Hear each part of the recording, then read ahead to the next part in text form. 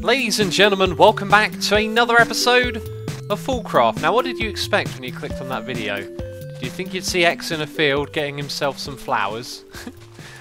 Back to the basics, that's what I say. Today, we're going to look at automating the creation of dyes. That's what I want to do for several purposes. It's a good thing to have all the different colours available in the game. And you may have noticed on my hotbar that I did a poop. There is a mod in this game for farting.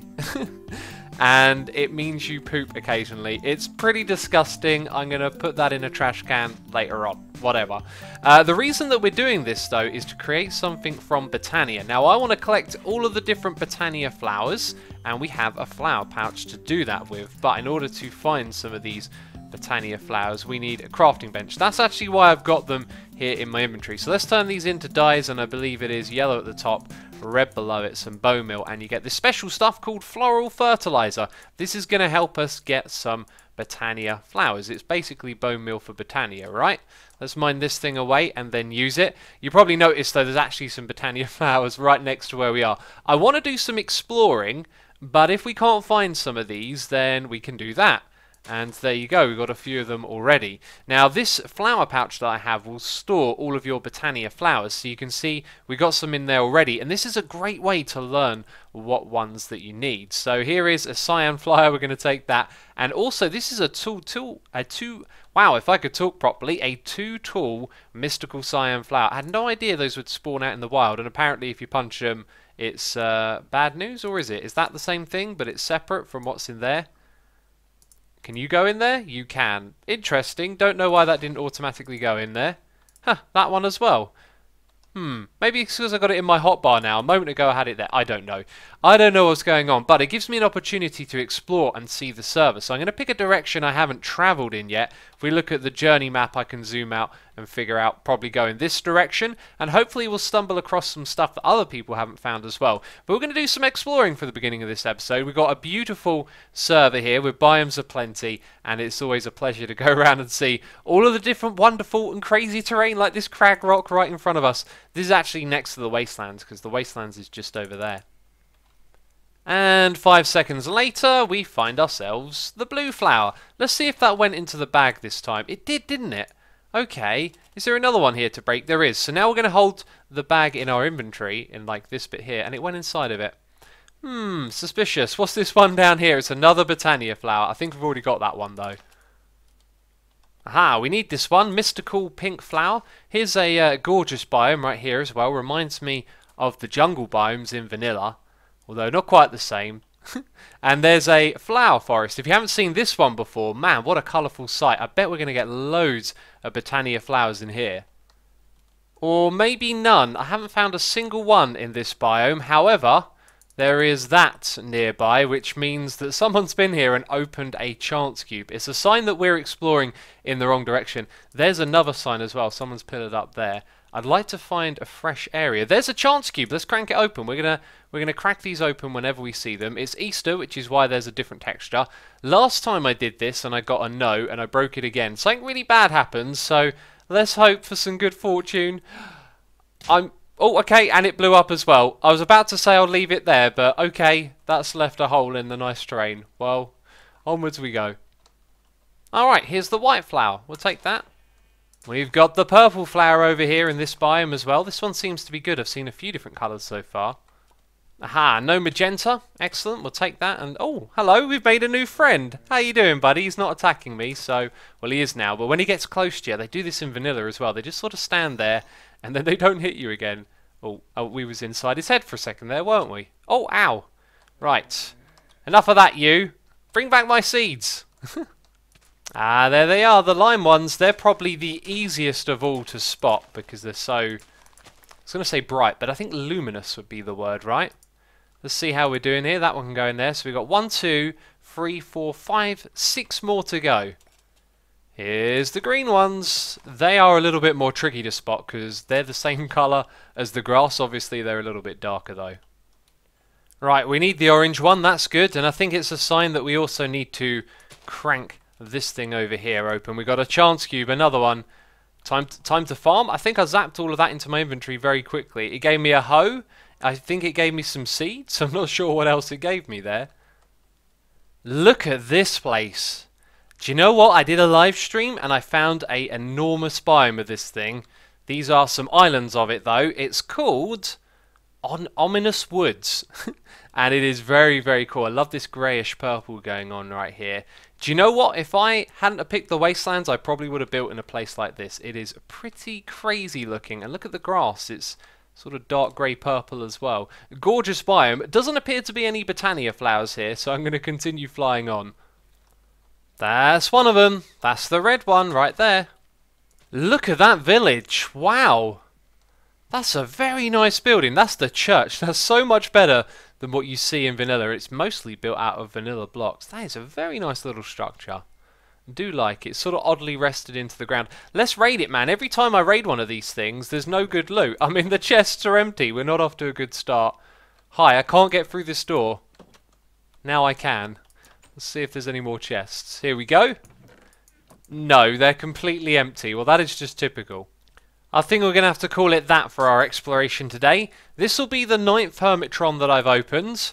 Still no mythic. I have the worst luck, man. The absolute worst luck. So we only need a few more. We're going to use this now. I believe we've already got all of those. Aha, I see 2 of them that we haven't got so far. Let's crank open the bag. So now we're down to black and brown are the last 2 to go for. Let's roll the dice then. Let's see if we can get them all nice and easy. There's the black one. Excellent. I've got a feeling we're going to get them all. And there's the brown one. Fantastic. Right, sweet. So now that we've got one of each of those, it means we can farm them infinitely. I know, right? That sounds crazy. Let's head back to the base and I'll show you how. Alright, so we are back, and an episode ago you may remember we had a little bit of a problem with grid power. That has been taken care of, by the way, so you'll see those other grid power blocks are now gone. It's all been fixed back to normal. What we're going to do though is lay out some of these botania flowers over here. We're going to take all of these into our inventory, and that has made things very messy. Let's just focus on a few to begin with. So you can plant these things down like so, and then with some bone meal what we can do is grow them into a 2-tool one. You see that? 2-tool. Excellent. And this means we can farm it infinitely. So what you do with a 2-tool flower is you hit it up with some shears, right? And then it gives you the 2-tool flower type. As you can see, it says tool right there. That gives you 4 of these blue petals.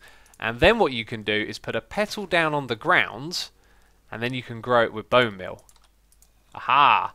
So, we can repeat that process over and over again. Something's just crossed my mind though. You see, with a regular one, if we were to harvest this with shears, so we pick it up, well, we don't actually have to use the shears. We might not even need to use shears on the 2-tool one. Can I use one of these to grow like that? I can. Huh. So they don't actually need to be 2-tool. Okay, let's find out if we even need the shears here.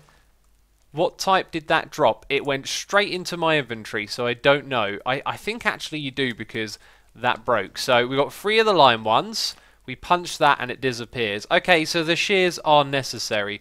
So here's the deal. We should be able to tile these droppers side by side, and I didn't bring enough of them with me. There might actually be modded blocks that are better at what we want to do here, but over on this side we want...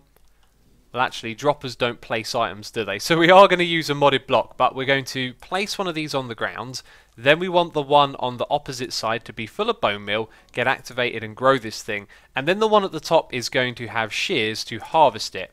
So that'll be our cycle. It'll be activate this one, then that one. This thing will pop off though. So somewhere around here we're going to need some sort of vacuum hopper or something to pick it up. And then it goes into the system. And that system is going to be refined storage. So in there we can automatically turn this back into a lime petal. And then we can automatically export that over to these droppers as well. So that thing can basically run continuously. And I think it might be smart to design it on a module as well, so that we can have detectors tell these things when they're low on the dyes, then they can...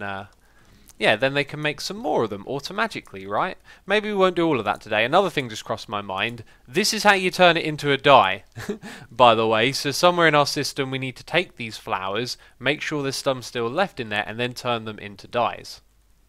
So we're going to need a room for this place, and I'm glad I didn't decide to just rush into this, because that looks kind of close. It looks like it's just over there by those blocks and down a little bit. It's actually quite a bit further, and if we teleport over there we can see it's about 45 blocks away.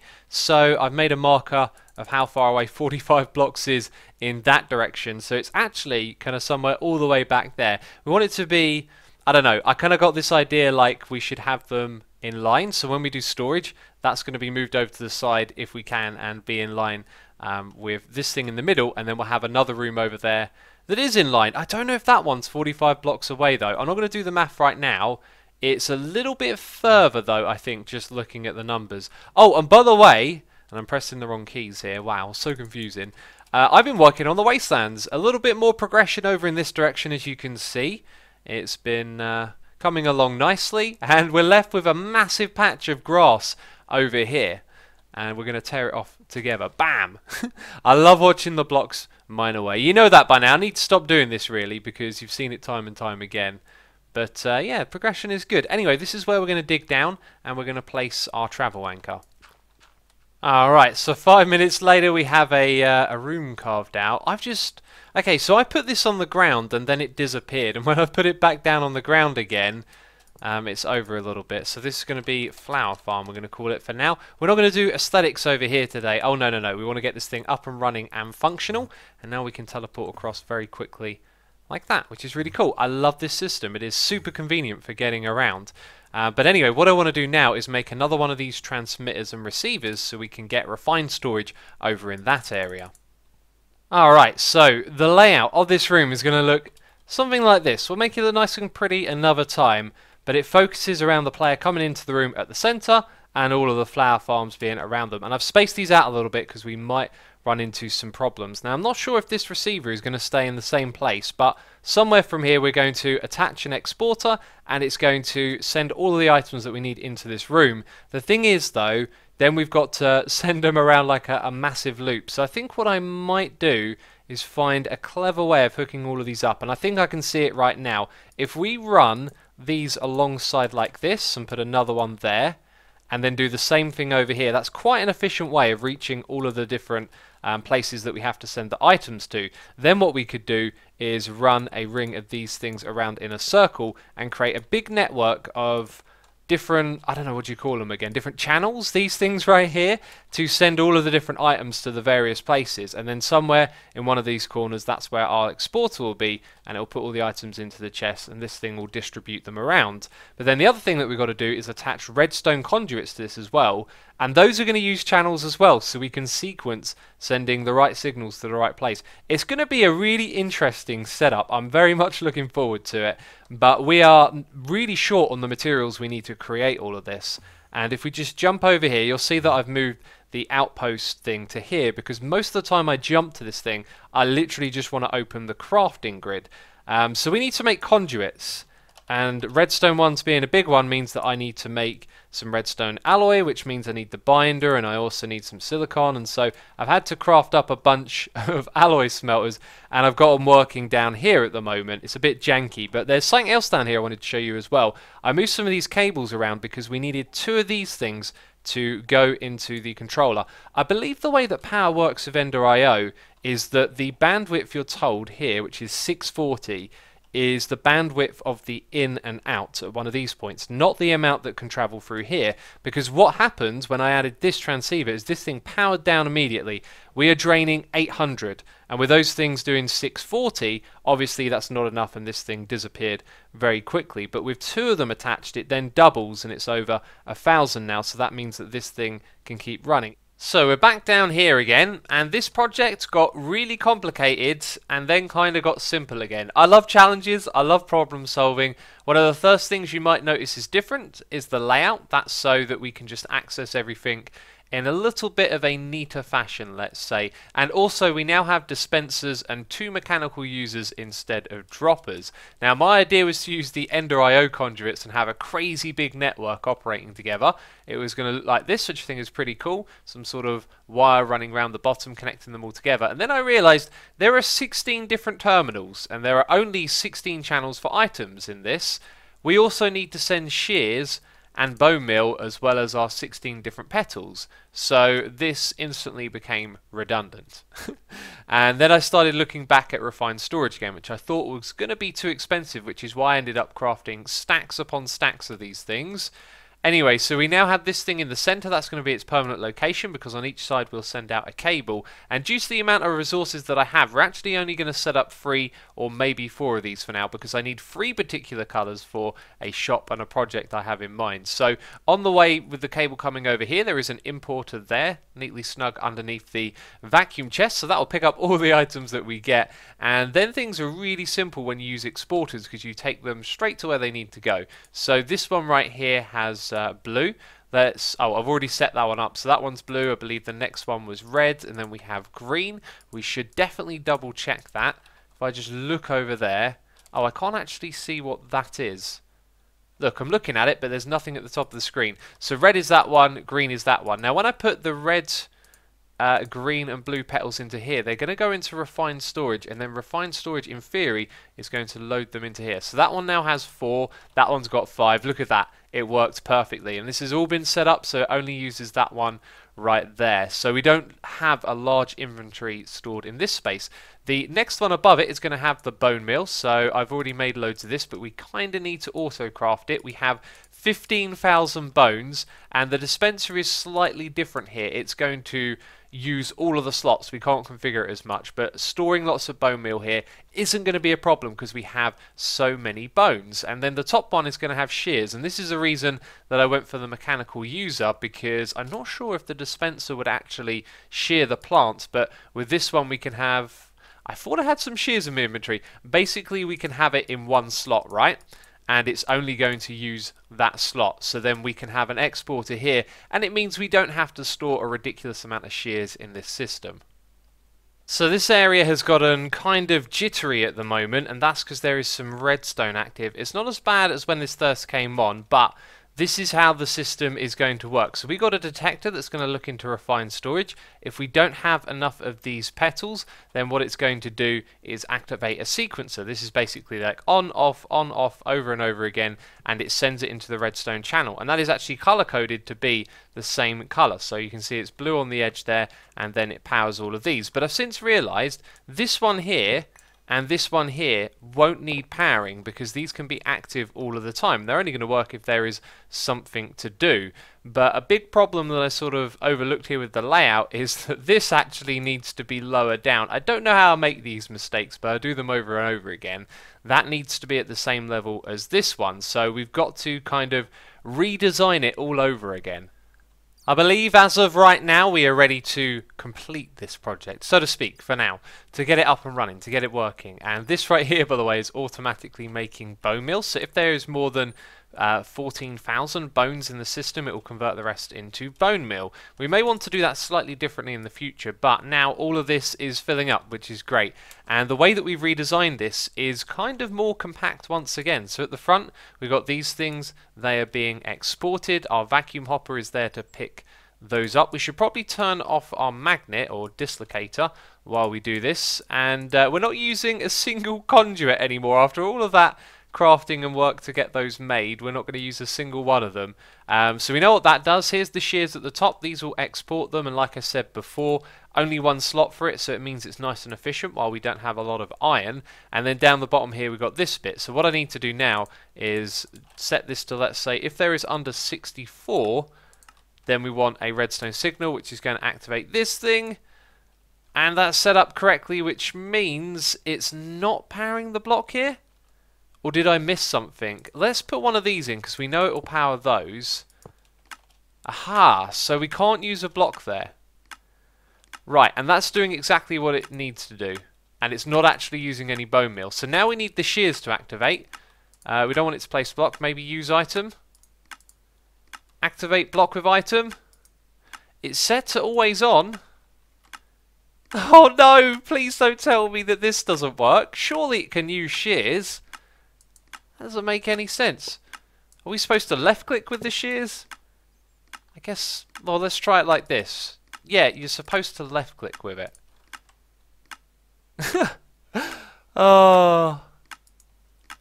Well, there we go. It worked. You can see that the items are caught on the ground, so there needs to be like a block here to protect that and let it go all the way across. And then of course we've got to add auto crafting for this, which is another step. The RS system needs to grab this and turn it into petals, And if I chuck them in here, they will then be inside the RS system before long, and it will place another one down. And look at that! Awesome! So that will make us tons and tons of petals. Okay, that's it. With every iteration, this thing has gotten better and better, more compact, and it's happened once again, and now I believe we are done here. We have our sequencer pointing directly into this dispenser, which I theorized was powering the mechanical user at first, but that doesn't make sense, because when it powered the cobblestone block, it didn't power the dispenser, so it is a weak signal, but that is more compact, and one thing we really have to do is auto-craft. And what I was initially going to do was set up 3 of these crafters and 3 detectors for each of these things. But then I realised when the flowers come into the system, we don't really want to, figure out how many of them there are. We just want it to immediately auto-craft. So we've got 3 patterns for the tall flowers there to turn into 4 petals. And we've just got to trigger auto-crafting of redstone signal. Only work with redstone. I think that will just always auto-craft all of it, which means if there's any in the system, they would have been turned into petals. So let's chuck in. Oh, don't tell me we don't have a large. Well, let's do the red ones and observe what goes on here. Right, so this one's out and straight away it gets them. So that means that it works. Okay, so now let's chuck in all of the petals so this thing can run on all of them. That one's now planted that one down. The last thing for us to do is basically to tell it to emit when under. Okay, and I'll set this number to higher. Excellent. And it is laggy down here, which is slightly worrying, but it's doing the job, man. Oh, and now it's stopped doing the job. Oh, it's because I'm zapping up all the things. Right, let's turn off that. Let's put the flowers into here where they would normally go. Okay, and let's take a step back. And it is rocking it. But, oh, there you go. There goes the green one. Excellent, excellent. We're probably going to need speed upgrades on a few things here because you can see it's lagging a little bit now. I'm going to guess that this thing is kind of full up. Yeah, so it's only doing blue at the moment. So this thing needs a speed upgrade, otherwise it's going to get stuck on blue. But there you go. We are farming all 3 of them. I just found something. Pet bags, hello. These are some rare drops from our mob farm. We gotta open these up, some legitimate ways now to get some more pets.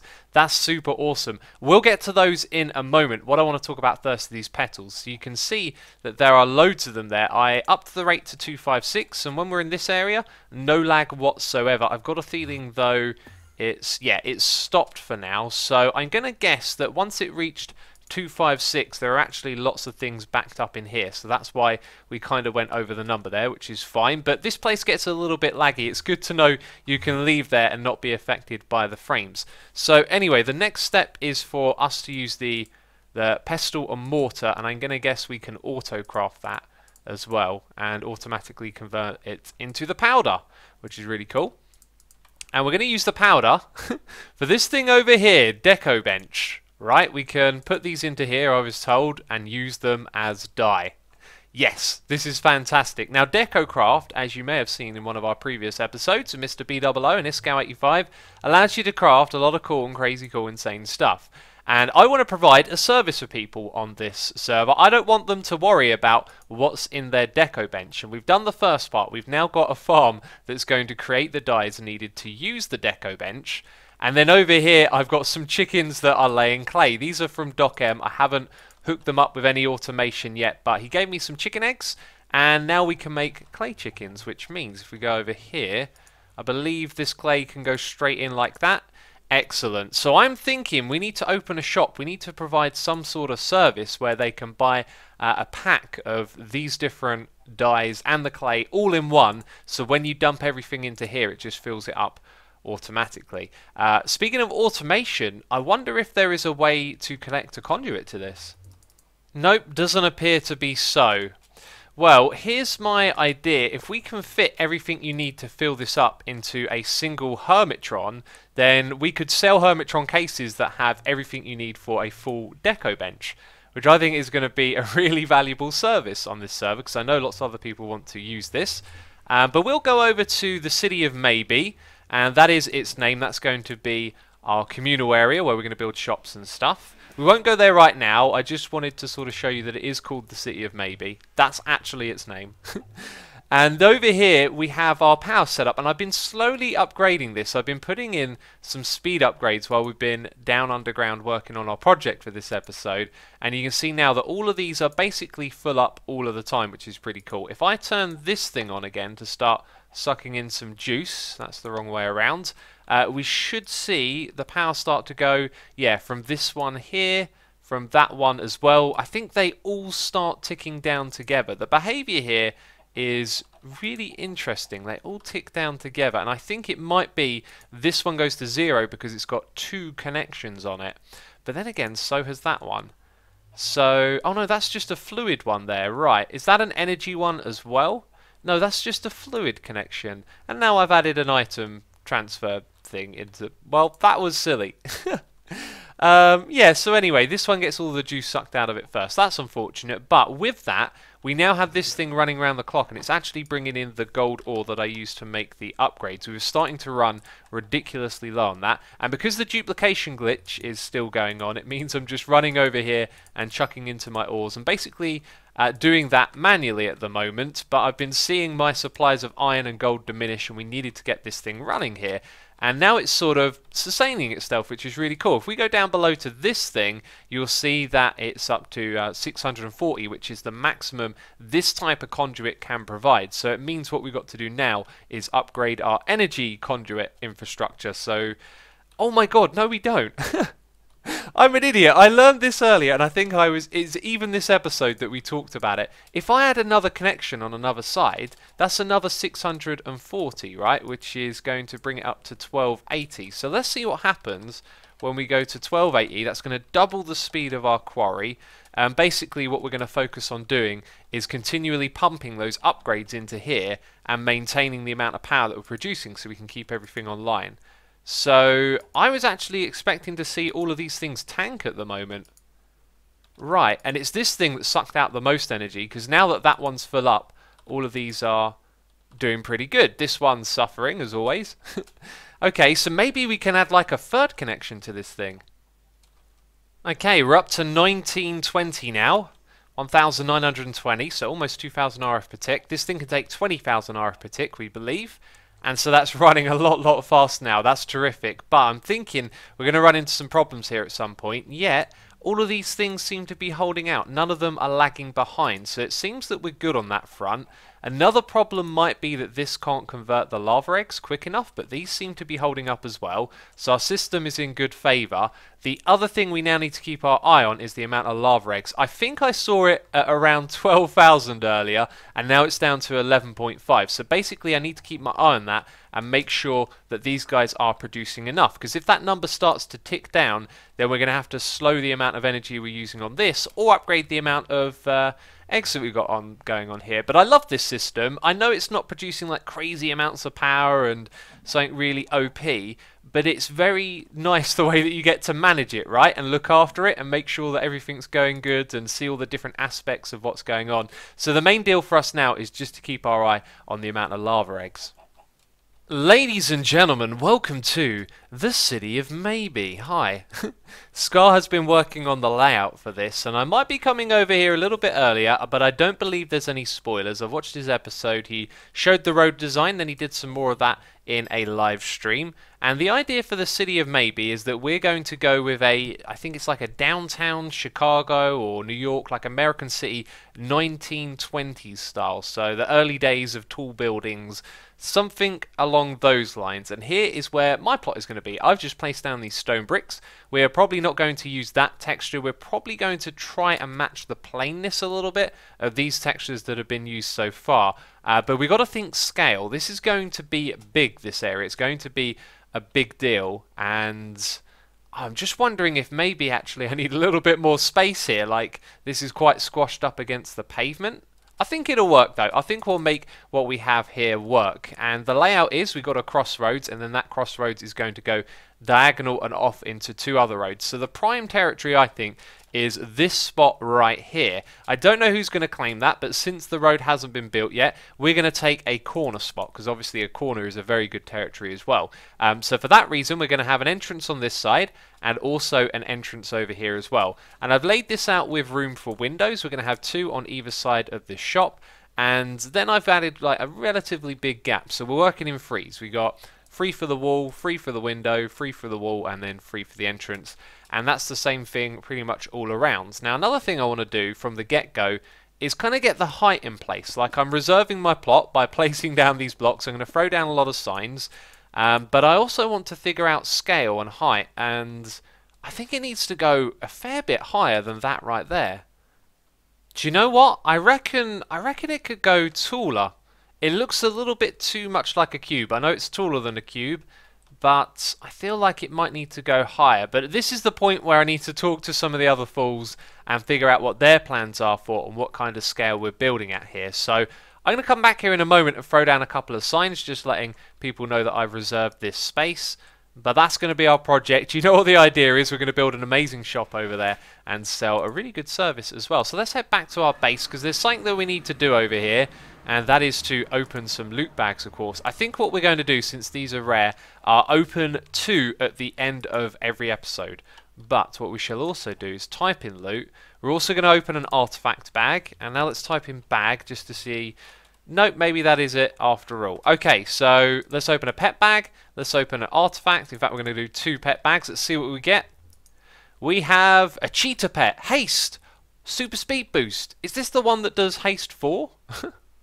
Raw food it likes. Oh, hello. Hi. Let's go grab some rawness. We've got some raw pork chop for you right there. Have a little munch on that. So what kind of haste do we get? Oh, it's haste 4. Oh, you won't believe it. This is the one that I wanted. Ren was telling me. Look at my arm move because of the haste. Hello. Ren was telling me you had haste 4 on the first day, and I was like, what? How did you do that? That is so good. Okay, so when we need to do some speed mining, we got ourselves access to haste 4. Let's open the artifact loot bag next. A mob masher, I crafted one of those the other day, and a terra steel helmet. Now I got a feeling this is going to look very cool on me. I kind of look like, I don't know, some sort of insectoid now. It's Insectavoid. I don't even know. I am keeping this on because it is weird. And last of all, another pet bag. And it is the brewing stand pet. We've seen this one before. It brews a random potion. That's pretty cool. I like that. But peeps, that is going to be it from us this episode of FoolCraft. If you have enjoyed it, leave a like on the video and leave a comment down below. Let me know what you think of our plans for the shop in this season. It's all going gravy at the moment. But yes, that's it from me, and I'll see you in the next one. Ciao for now. Bye-bye.